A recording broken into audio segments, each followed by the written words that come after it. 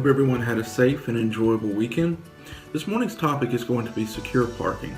And the key point that I want to leave you with is freight at rest is freight at risk.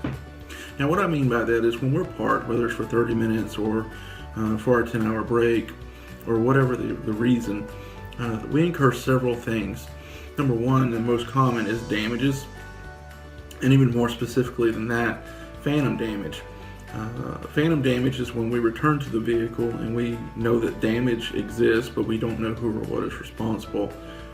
Obviously, that's a bad scenario.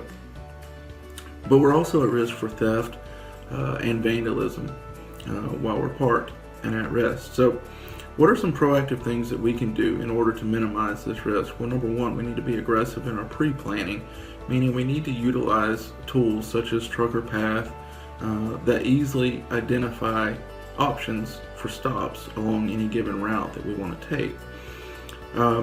Once we identify the stops that we want to make before we leave, we can then utilize Google Maps or any other satellite imagery tool to get an overhead view of those locations and actually formulate an entry and exit strategy for those locations. How many times have you pulled into a lot and really not known the layout, and you're trying to figure that out just as much as you're trying not to make a mistake?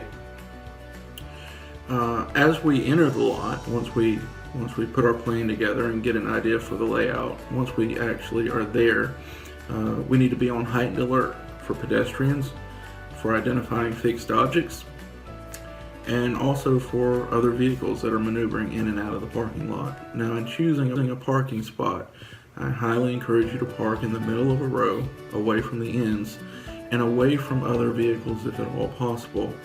Obviously, in a well-lit lot, that is also a plus. But there are ways to park strategically, and that's really the point. So let's all have a safe and productive week. I want to thank everyone for joining us this morning for A Minute for Safety.